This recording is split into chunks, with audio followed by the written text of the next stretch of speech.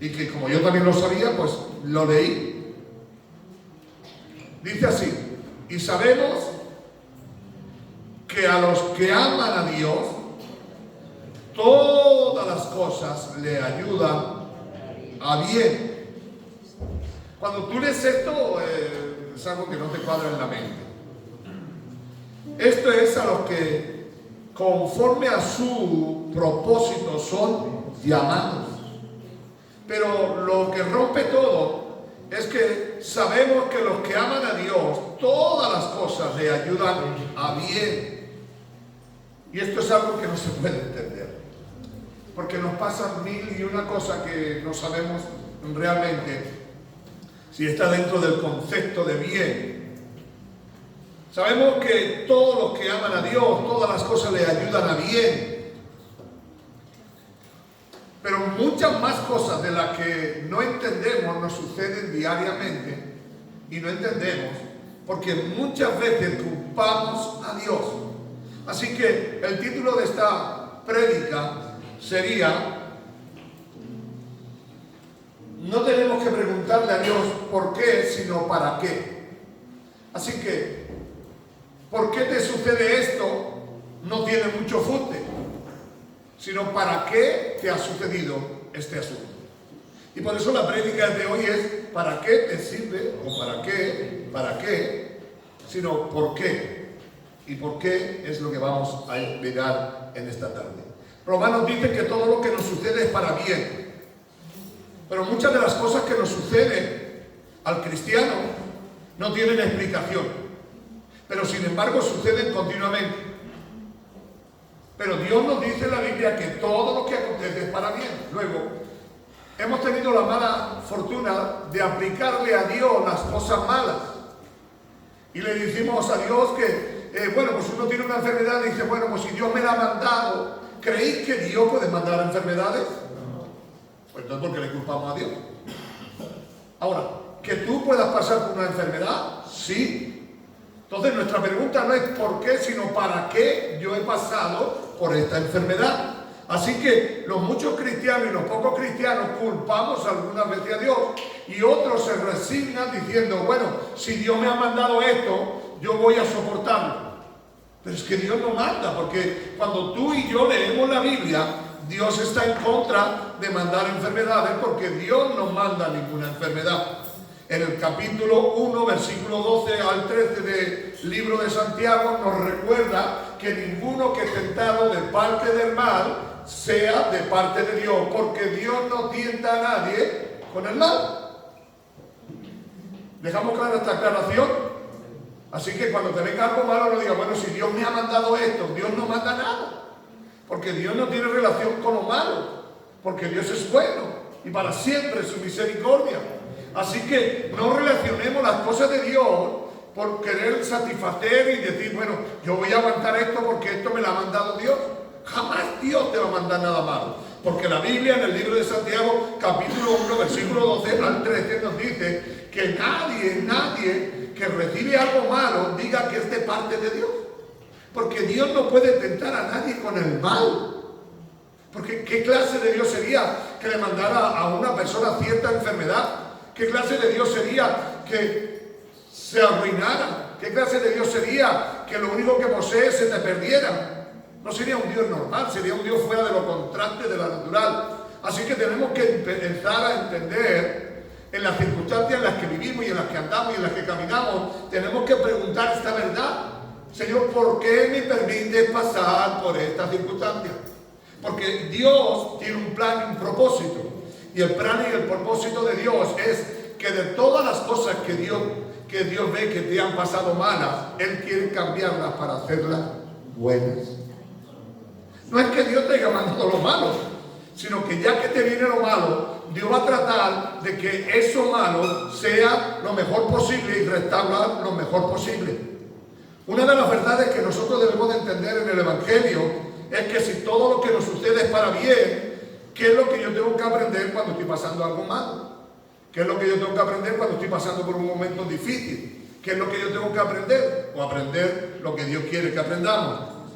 Porque lo único que Dios quiere es que de ese momento malo, de ese momento crítico, de ese momento de aflicción, de ese momento de angustia, de ese momento de necesidad. Él quiere cambiar las tornas. Él quiere cambiar la situación. Él quiere que tú entiendas que por donde tú estás pasando ha sido el enemigo el que te lo ha planteado, o tú mismo que te has metido en el fregado, pero Dios a partir de ahí quiere hacerte algo bueno a ti y quiere buscarte la solución. Cuando tú lees conmigo en el capítulo 22 del libro de Lucas, hay una historia en el capítulo 22, versículo 31. Vayan a Lucas 32, 21. Hoy no tenemos mucha prisa, cuando terminemos, terminamos. No se trata tampoco de estar mucho tiempo arriba en el púlpito, porque al final se cansa el que está oyendo y el que está predicando. Los dos se cansan a la vez. ¿Tiene el 22 de Lucas? Bien. Pues cuando tiene usted el versículo 22, búscase el 30... A mí lo tenga por aquí apuntado. El 31. 2:31. Y dijo también el Señor: Simón, Simón, he aquí que Satanás os ha pedido para zarandearos como al trigo. Pero yo he rogado por ti, que tu fe no falte. Y tú, una vez vuelto, confirmarás a tus hermanos. El Señor le dice a Pedro: Satanás va a venir a zarandearte, pero tranquilo, yo estoy orando por ti. Y le estoy rogando al Padre para que tu fe no falte. Jesús no le dice a Pedro: estoy rogando al Padre para que no pase por ese momento. No lo dice en la Biblia. Sino que dice: yo sé que vas a pasar ese momento, pero yo voy a estar orando al Padre para que tu fe sea establecida y sea firme y esté ahí. Mira que viene el diablo, y viene el diablo con una frase que todos hemos escuchado. Dice que viene para zarandearte como... A ver, el versículo lo entre todos. Como al trigo. No creo que seamos ninguno de aquí muy agricultores, pero sabéis que el trigo se zarandea para sacar la paja del trigo. ¿Sí lo saben o no lo sabían? Cuando el trigo se mueve, se separa el trigo y la paja. Y esa es la verdad que nosotros debemos de aprender de las pruebas y de los momentos difíciles. Es la única manera que podamos ser separados de nuestra paja, de las cosas que no tienen valor, de las cosas que no sirven. Pero para eso tú tienes que ser zarandeado. Zarandeado, ¿sabéis lo que era? Un manojo de trigo pegándole contra el suelo, y el grano salía por un lado y la paja salía por el otro, el heno. Y eso es lo que muchas veces nosotros los cristianos debemos de aprender esta lección. Que vamos a pasar por momentos de prueba, vamos a pasar por momentos de angustia, vamos a pasar por momentos de aflicción, vamos a pasar por momentos de enfermedad, problemas de escasez o de muchas más cosas. Pero hay uno que delante del Padre está diciendo al Padre que su fe no caiga, sino que permanezca. Si tú sigues leyendo este capítulo, esta versión de Pedro, verás que Pedro le vuelve a decir las palabras que Jesús no quería escuchar. Y las palabras que quería escuchar, él que no quería escuchar, y le dijo: Señor, dispuesto estoy a ir contigo, no solo a la cárcel, sino también a la muerte. Sale el Pedro de carne, el Pedro natural. Le dice: no, hombre, yo soy el querido, hombre, yo me voy a rendir, calla, yo no voy a marcar.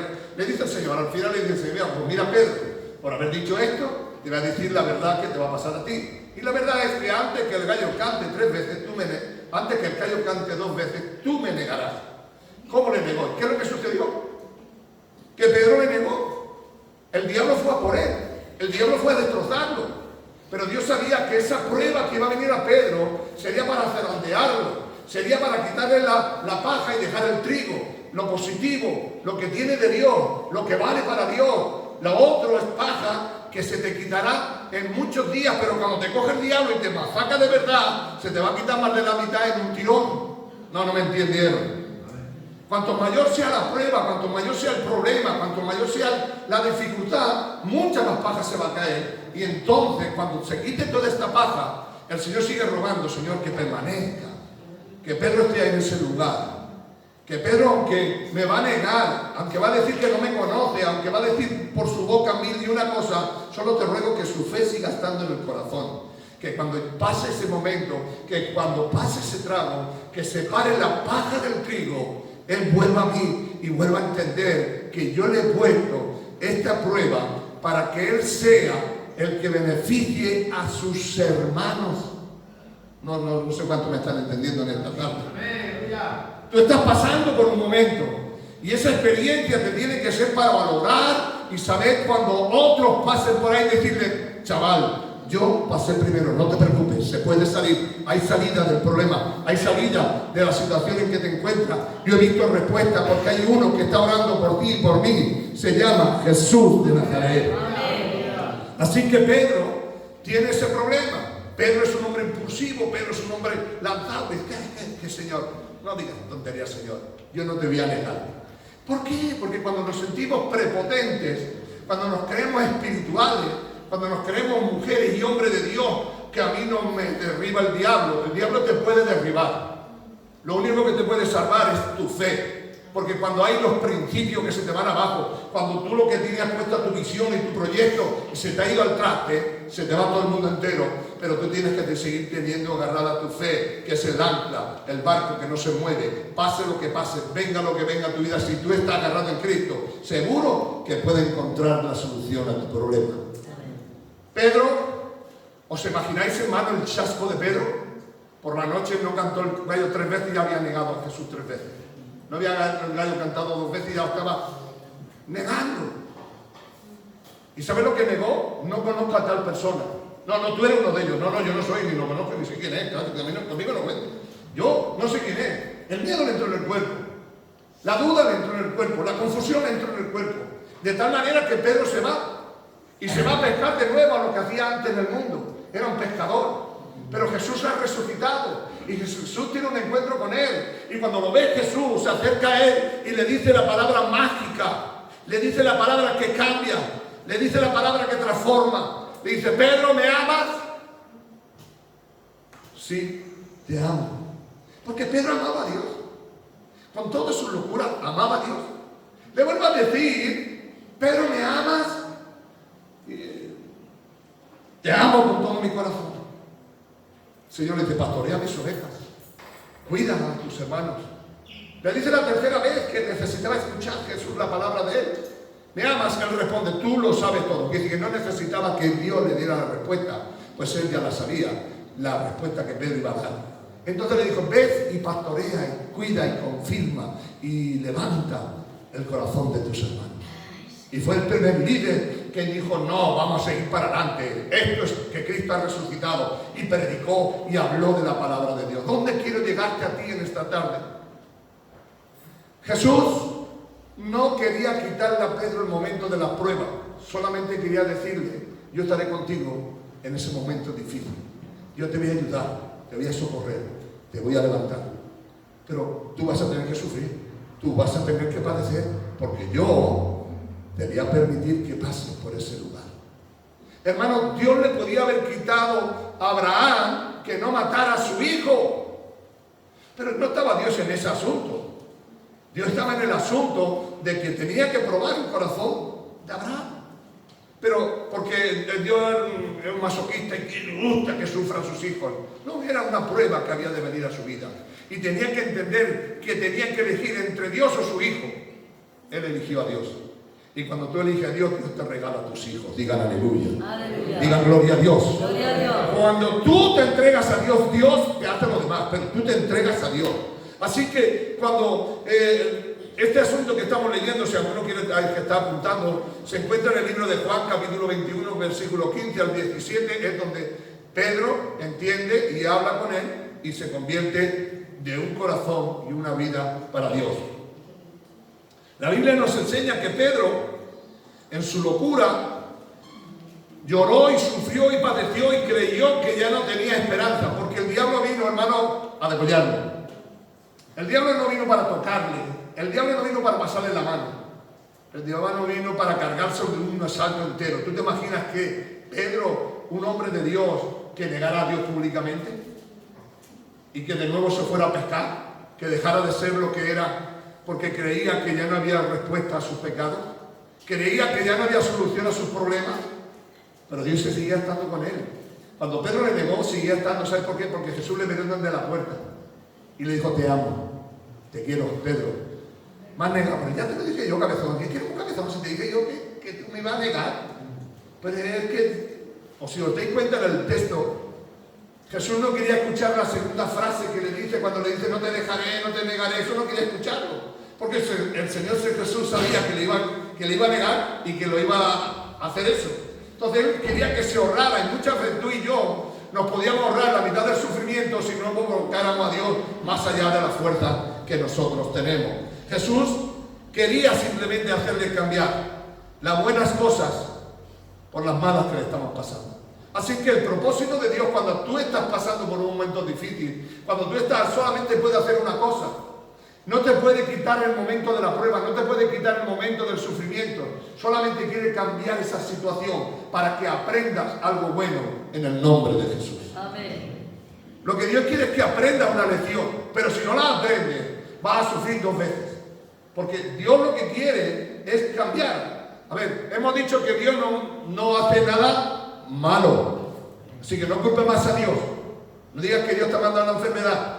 No digas que voy a llevar esta carga porque la carga que me ha echado Dios sobre mis hijos. No es cierto. Dios no te ha echado ninguna carga. Tus hijos son malos o tu familia es mala. Es el problema de tu familia. Lo que pasa es que Dios quiere que lo lleve bien y en victoria en el nombre de Jesús. Amén. Jesús ora por él. Intercede por el momento trágico, por el momento difícil que le va a suceder. Cuando una vez que Pedro entiende lo que Dios ha hecho en su vida, confirma el ánimo de sus discípulos y sigue la lucha hacia adelante. Ahora quiero que entiendas, hermano, que el cristiano tiene que entender que a base de tribulaciones y pruebas entrará en el reino de los cielos. Amén. En el libro de Pedro, en 1 de Pedro capítulo 4, le dice, no os sorprendáis, 4:12, no os sorprendáis del fuego de prueba que os ha sobrevenido, como si alguna cosa extraña os aconteciese, sino darle gracias a Dios, porque Dios ha tenido por digno de sufrir por la causa de Cristo. No se trata de que tú te quejes. Hermano, ¿cómo le voy a dar gracias a Dios por lo que me está pasando? Dale gracias, porque es la única forma de salir de donde te encuentras. No hay solución al problema, tienes que pasar por ahí, pero ya que salen victorias, salen triunfos, diciendo yo sé que estoy aquí, yo sé que he peleado, yo sé que he luchado y he caminado en el nombre de Jesús. 2 de Corintios capítulo 1.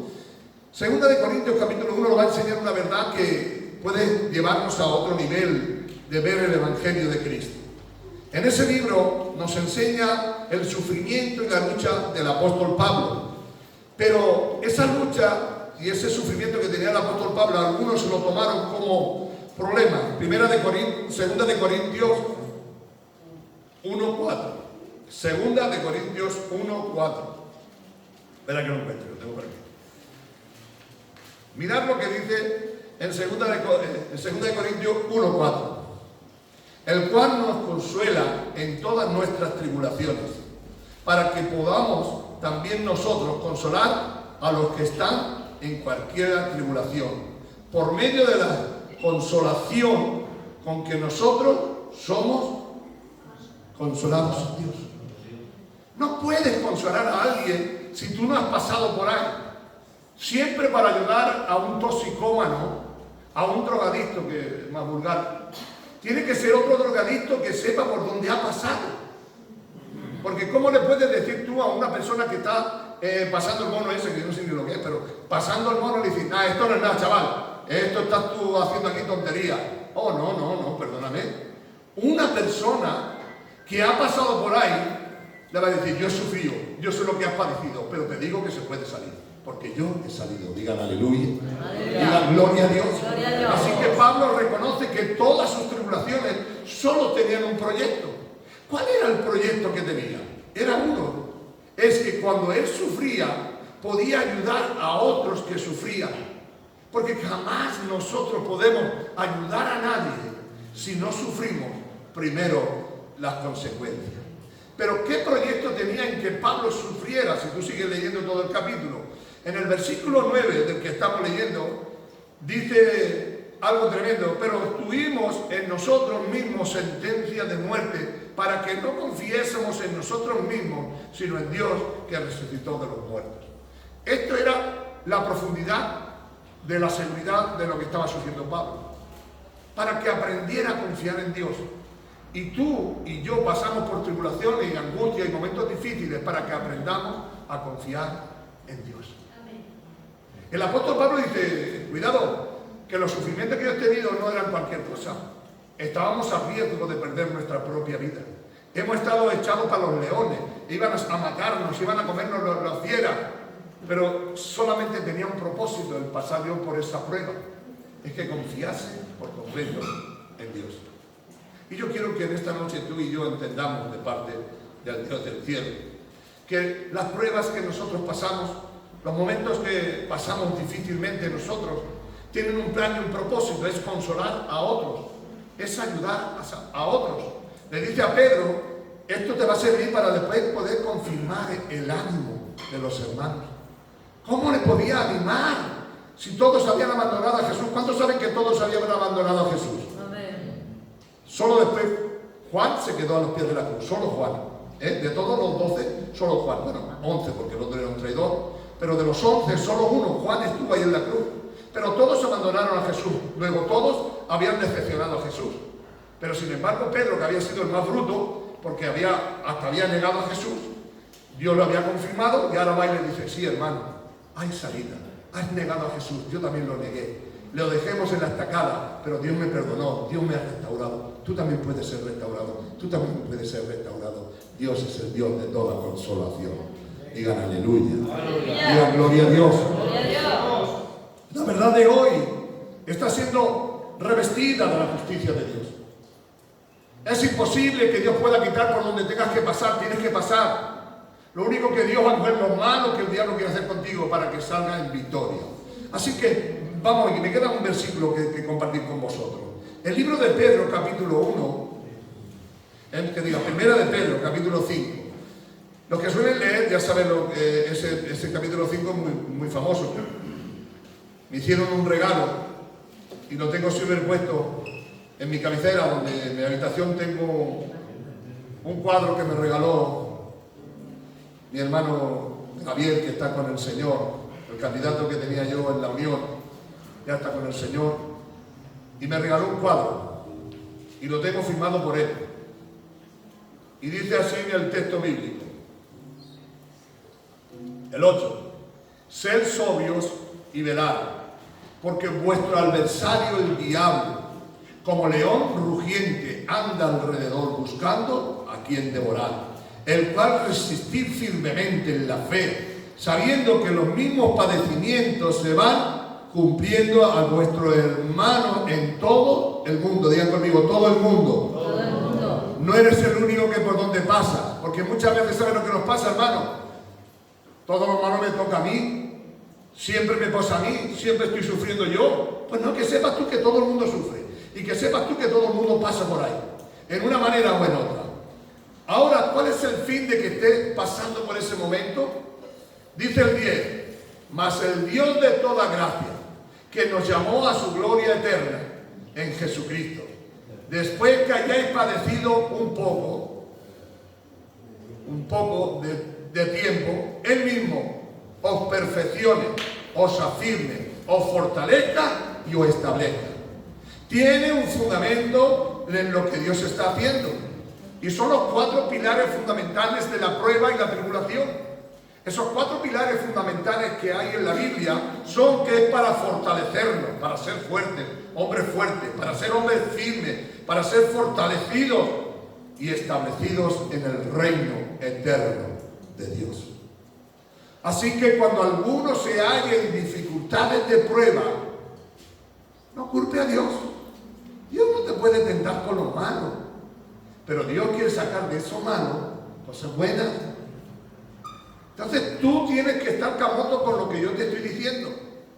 No por qué, sino para qué yo estoy pasando por este momento crítico. Algo me tienes que enseñar. Dios no te puede quitar que sufras. Dios no te puede quitar que pases por donde tengas que pasar. Lo único que Dios quiere es que de ahí saques algo bueno, que confirmes a otros hermanos que han sufrido. Pero lo que está establecido por Dios es para perfeccionarte, es para afirmarte, es para fortalecerte y es para establecerte como columna y baluarte de la verdad. Iglesia de Jesucristo. Si hay alguien que marcó esta verdad tan profunda, es Cristo.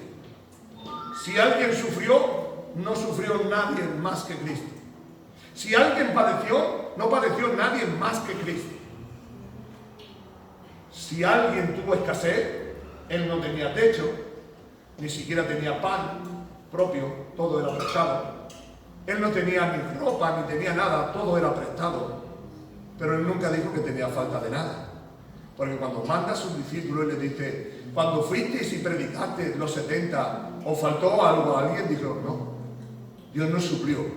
Pues cómo no, Dios no va a suplir. Pero en Jesús podemos ver el personaje que tanto y tanto padeció y sufrió, pero fue el único personaje que cambió la muerte por la vida, la derrota por la victoria. Cuando todo el mundo creía que había fracasado, triunfó. Cuando todo el mundo se creía que se iba a quedar en la tumba, resucitó al tercer día.